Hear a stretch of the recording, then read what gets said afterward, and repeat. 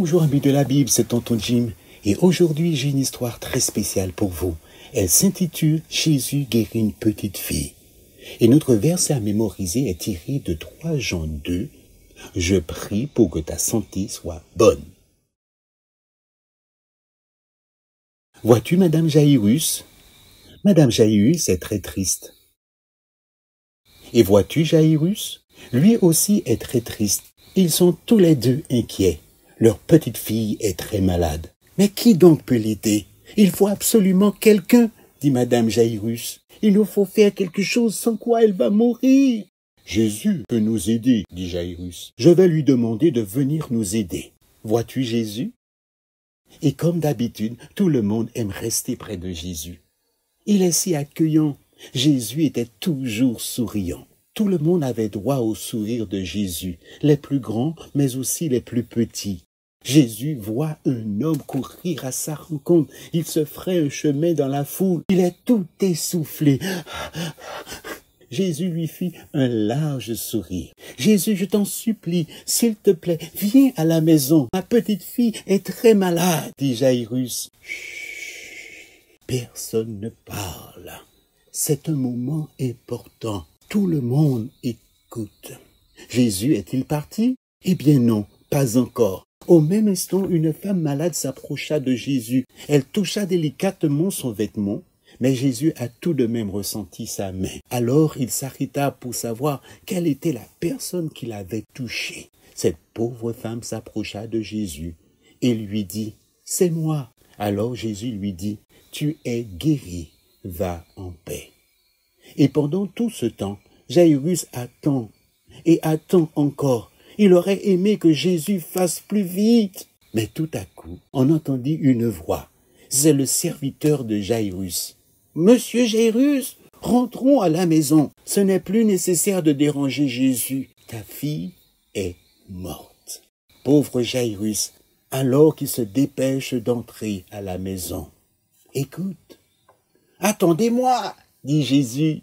Vous n'avez qu'à croire et tout ira bien pour elle. Je viens avec vous. Ne pleurez pas, croyez tout simplement. » Quand Jésus arriva à la maison de Jairus, il dit « Ne pleurez pas, croyez tout simplement. » Et puis il se tourna vers Madame Jairus. « Ne pleure pas, j'aiderai ta fille. » Mais que fera Jésus? Alors Jésus s'approcha de la petite fille. Il prit sa petite main et dit « Petite fille, lève-toi. » Madame Jairus sourit et Jairus sourit aussi. « Merci Jésus !» Jésus leur fit un large sourire et leur dit « Donnez-lui à manger. » Jésus s'intéresse à nous lorsqu'on est joyeux ou triste, lorsqu'on est malade ou en bonne santé. Nous pouvons nous aussi être inquiets pour ceux qui nous entourent en étant gentils et aimants. Et il y a un chant qui dit exactement cela. Veux-tu chanter avec moi? Je serai gentil à mon voisin, l'aimant et priant pour son bien. Jésus sourit quand je tends la main pour aimer ses tout petits amis. Prions. Tendre Père, merci de toujours prendre soin de moi. Merci d'avoir envoyé Jésus pour me montrer comment nous devons nous aimer les uns les autres. Je veux aimer mon voisin comme tu l'as fait. Au nom de Jésus, Amen. Rappelle-toi toujours, tu sers Dieu quand tu es gentil envers les personnes qui sont malades et tristes. Au revoir et à bientôt.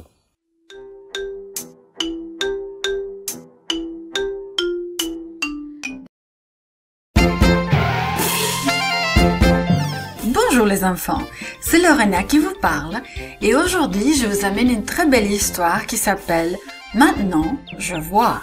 Notre verset à mémoriser nous dit « Mais je sais une seule chose, J'étais aveugle et maintenant je vois clair.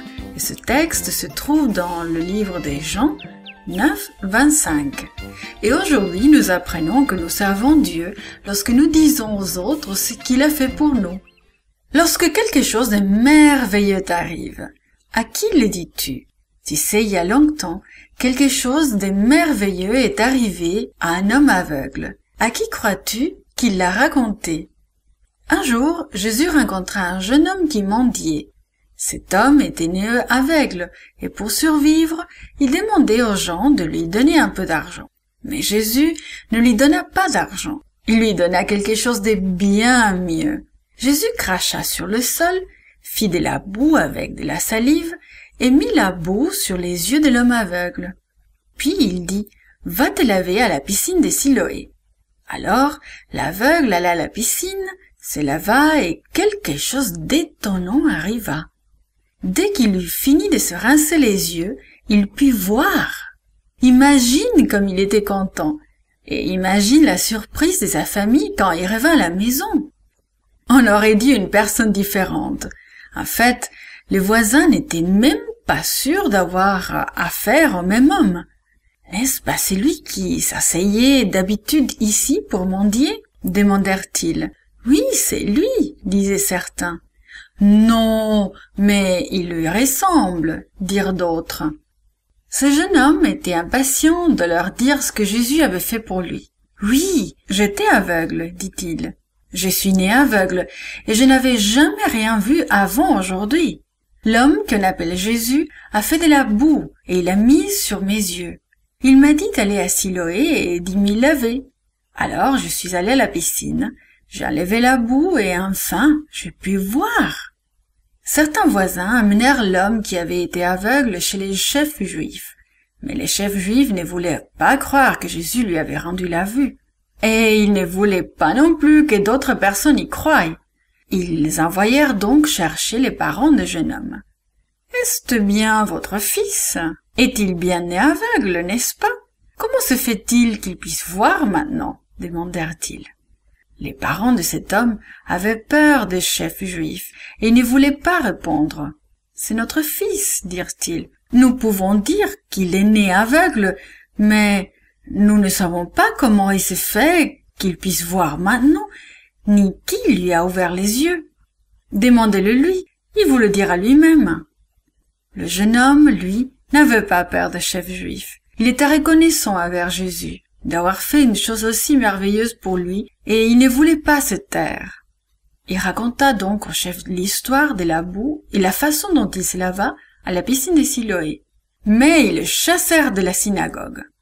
Lorsque Jésus entendit que les chefs avaient chassé l'homme de la synagogue, il s'est mis à sa recherche. Pour la première fois, l'homme vit celui qu'il avait guéri. Il vit Jésus sourire et il lui sourit aussi. Puis il s'agenouilla devant Jésus et le remercia de l'avoir guéri. Il n'oublierait jamais ce jour et il ne cesserait jamais de raconter aux gens la merveilleuse chose que Jésus avait faite pour lui.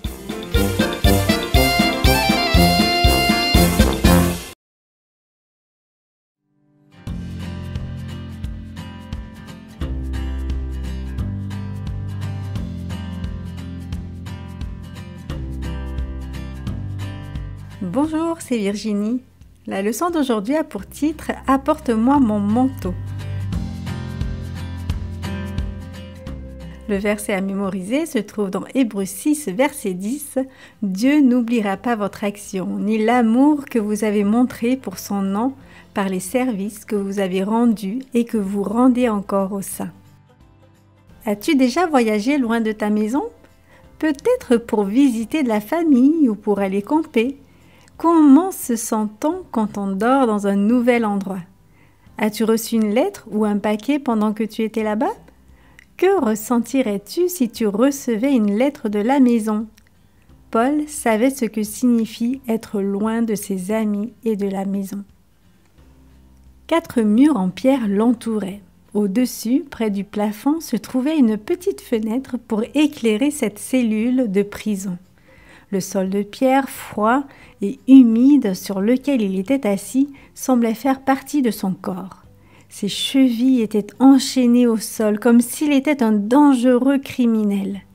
Mais il n'était pas dangereux, il était Paul, un serviteur de Dieu. Plus tôt dans sa vie, Paul avait cruellement traité les gens qui croyaient que Jésus était le Fils de Dieu. Il avait même ordonné que certains soient lapidés à mort. Mais Dieu avait changé sa vie, et Paul était devenu le plus ardent défenseur de Jésus. À cette époque, Néron, l'empereur romain, était en guerre contre les chrétiens. De nombreux chrétiens avaient été mis à mort parce qu'ils adoraient Jésus. Paul était certain qu'il subirait le même sort. Paul pensa à son jeune ami Timothée. Timothée était devenu comme son fils. La dernière fois que Paul lui avait dit au revoir, Timothée avait pleuré. Timothée avait entendu parler de Jésus depuis son enfance. Sa famille avait souvent reçu l'apôtre Paul. Depuis qu'il était jeune homme, Timothée avait souvent voyagé avec Paul. Ils avaient prêché ensemble et encouragé d'autres chrétiens. Paul avait été jeté en prison à plusieurs reprises pour avoir prêché la bonne nouvelle. Mais il avait le sentiment que cette fois-ci il ne survivrait pas. Il était plus âgé. La température devenait de plus en plus froide car l'hiver approchait et si le temps froid ne le tuait pas, l'empereur Néron s'en chargerait. Paul prit une feuille de parchemin et une plume et, après beaucoup de réflexion, il commença une lettre, sa dernière, à Timothée.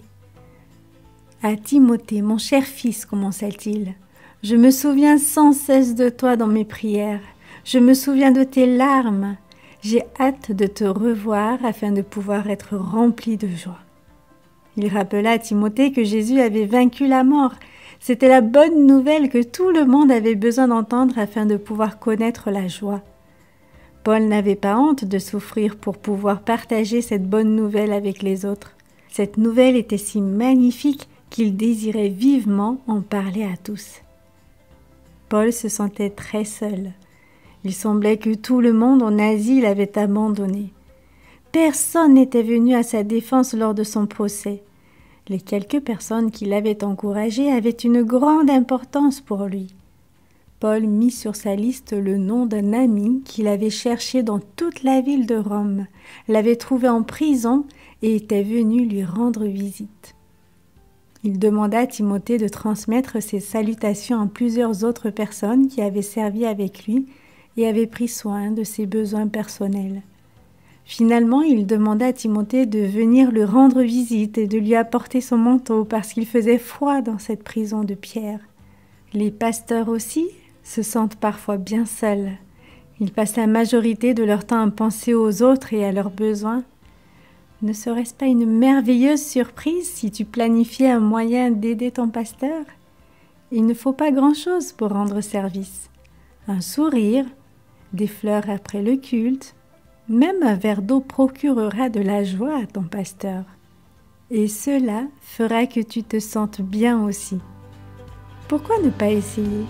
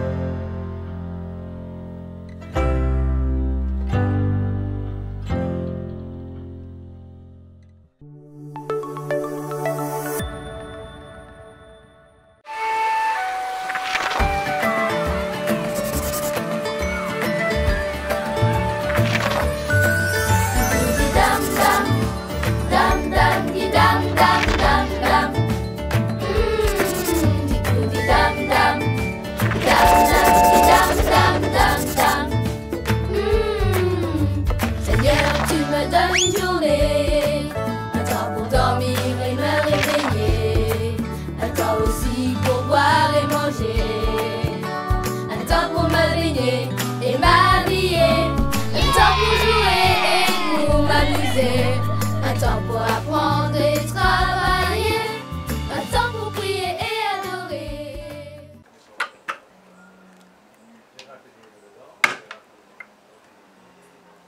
À toi. Mamie, tu veux jouer avec nos dominos? Oui, mamie, nous avons une revanche à prendre contre toi.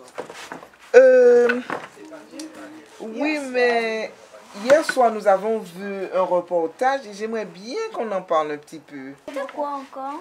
Le reportage sur l'environnement. Ok. Eh ben pour moi c'est ok, mamie, on peut en parler. Ok pour moi aussi. Mais mamie, avoue que t'as peur contre un bateau domino cette fois-ci. Ah oui, c'est bien ce qu'on verra plus tard. J'ai vu que vous étiez très attentifs et je suppose que vous avez beaucoup de choses en tête, les enfants. Alors parlons-en, tout en prenant le goûter. Ah yes, ça fait longtemps que j'ai un petit cru. Et à quoi pour le goûter, mamie? Aujourd'hui, mes enfants, le citron est à l'honneur. Tartelette au citron et citronnade. J'aime trop la citronnade. Et moi je kiffe les tartelettes. Ça tombe bien, parce que le citron est un très bon allié de la santé. C'est un antivirus et un antiseptique de choc. Il aide à lutter contre la constipation. Il est très efficace pour nettoyer la peau et pour réduire l'acné du visage. C'est aussi un excellent remède contre le rhume et on peut aussi l'utiliser pour renforcer les ongles fragiles, apaiser une piqûre de moustique et aussi assainir la maison. Ah, encore un beau cadeau de Dieu pour nous. Alors les enfants, qu'est-ce qui vous a le plus interpellé dans ce reportage? La déforestation, je dirais. Je trouve que c'est vraiment nul de détruire tous ces arbres. 16 millions d'hectares d'arbres chaque année. C'est normal qu'il y ait tous ces problèmes comme la sécheresse et le réchauffement climatique. Moi, c'est la pollution qui touche tout. L'atmosphère, les eaux, les sols. C'est vraiment nul. Et il y a aussi le travail des enfants. Ça m'a rendu très triste. Ah oui, c'est révoltant ça. Non seulement les usines polluent en rejetant tout dans la nature, mais en plus elles exploitent des enfants. Et ces enfants finissent par tomber malades à cause des produits dangereux qu'ils manipulent ou qu'ils respirent. C'est horrible. C'est un triste constat, mes enfants. Et pourtant, il aurait simplement suffi que les humains acceptent de suivre le plan de Dieu pour une bonne gestion de la nature. Dis, mamie, tu crois que nous, les enfants, nous pouvons vraiment faire quelque chose? Mais bien sûr, ma chérie. Je prends un exemple. Si chaque élève de ta classe jette une bouteille en plastique dans la nature lors d'une sortie, cela fera 25 bouteilles dans la nature. Sachant qu'une bouteille en plastique met entre 100 et 1000 ans à se décomposer. Tu vois un peu les dégâts que cela peut causer? Mais si chaque élève ramène sa bouteille puis la met dans la poubelle jaune, elle sera recyclée et on évitera un peu de pollution. Exactement. Si chacun fait sa part pour protéger l'environnement, c'est la planète entière qui gagne. Si chacun applique le plan de gestion de l'environnement, la plupart des dangers qui menacent la planète disparaîtront. Oui, Esther. Et c'est pour cela que nous devons donner l'exemple en étant des ambassadeurs de Dieu pour la protection de l'environnement. Vous êtes géniaux, mes chéris. Demandons à Dieu de nous aider à appliquer toutes nos bonnes décisions en faveur de la planète. Prions. Seigneur, nous avons compris que la protection de l'environnement est de la plus grande importance et nous avons décidé de faire notre part. Nous te demandons de nous aider à appliquer toutes les bonnes décisions. Amen. Amen.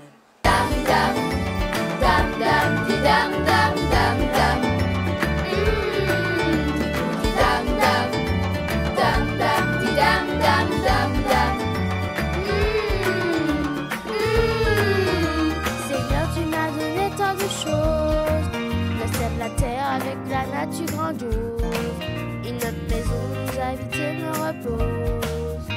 Des jouets de jeux qui rendent ma vie moins morose. Une famille, des amis avec qui je cause. De quoi boire et manger chaque jour à bonne dose. Pour que des joies toute ma vie explose. La la la la la la la la la la la.